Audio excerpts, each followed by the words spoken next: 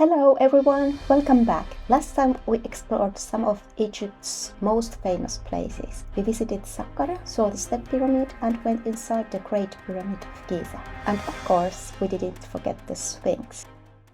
But today we are at the brand new Grand Egyptian Museum.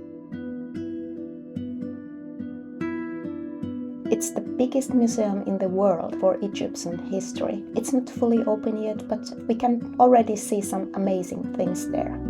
Let's go inside. Wow, look at the sunlight coming through the glass roof. This place is just beautiful. The first thing you see is the giant statue of Pharaoh Ramses II. It's over 3,000 years old. This entrance hall is huge, and guess what? This is just the beginning. What does soft opening mean? It means the museum is not 100% ready, but some parts are open for visitors. This way people can already enjoy the museum while they finish the rest.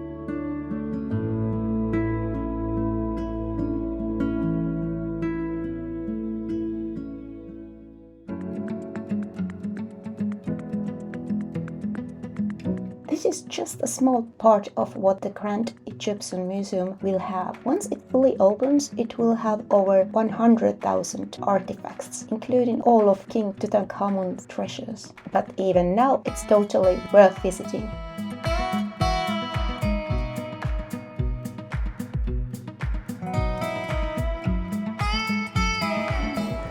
Here about all of this is whole here, it's telling us about the other daily lives for the ancient Egyptian people. And actually we can see some servants here that are making bread, Egyptian bread, ancient Egyptian bread. Delicious Egyptian bread. Yes, I ate. You tried it already? Yes, I tried it and it was so delicious.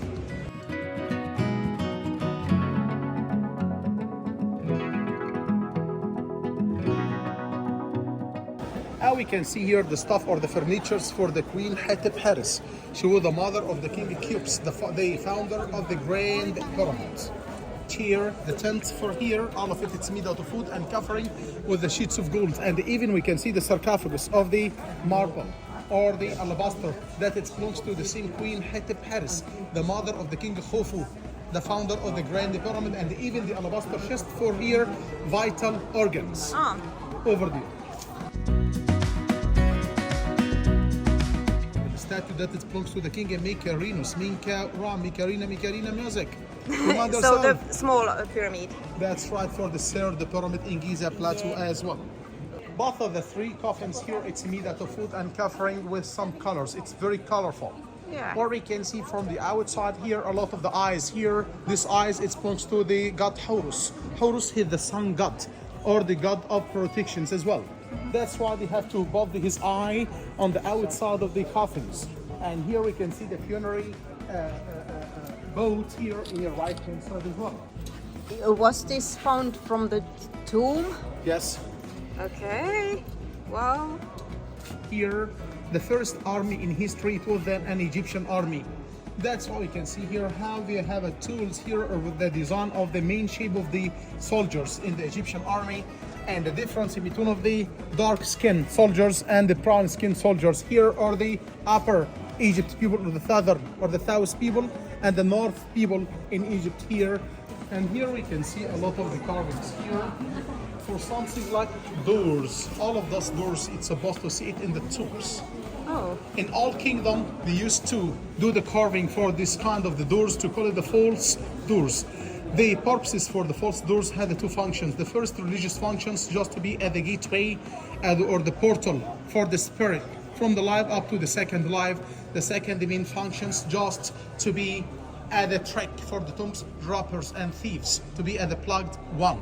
Looks like a real entrance, but it's the false entrance or the false door. So these were found from the In Saqqara. In Saqqara. Okay. Inside the tombs of Saqqara. And here is the funerary shapes here in front of us.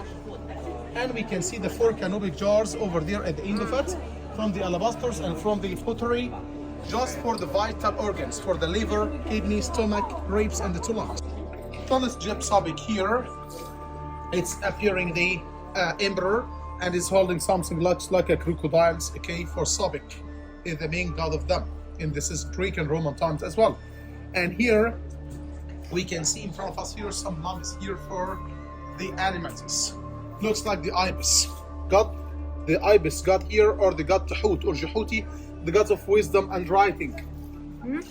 And some mummied thighs in front of his, or the birds here, some mummy's birds, and the mummy's baboons here, the mummy for the baboon.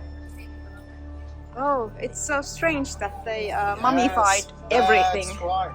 And here we can see the ancient Egyptian capitals and the Egyptian map that Egypt located in the north of the Mediterranean Sea. Alexandria in the north belongs to Alexander the Great. The two branches in north for the river Nile, it's the Mieta and the Rosetta, two branches.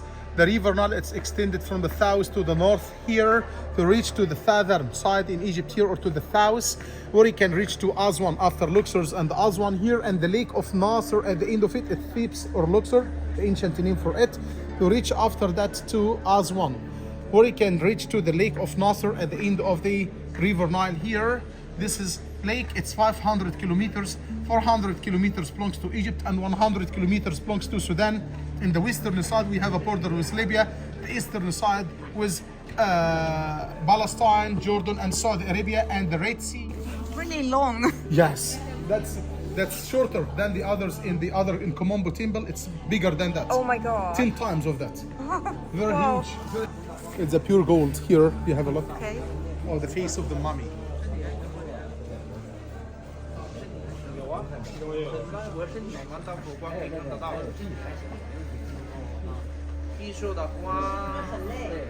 Are the pharaohs in the old museum?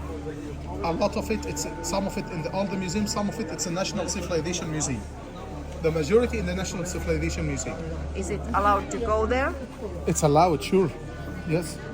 Okay. You can see that the goat here, her tongue, it's reddish color, looks like blood. Yep. Getting blood through. Ooh. A lot of the Greek and Roman style for Yeah. the heads, for the carving, for the clothes. It's a little bit different, I think so. Yeah.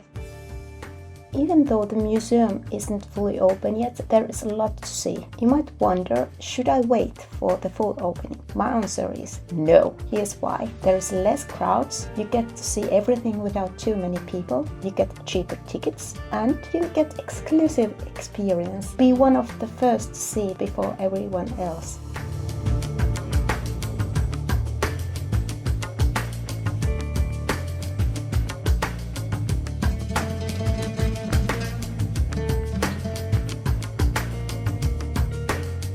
Now we have seen everything here in one day in Cairo.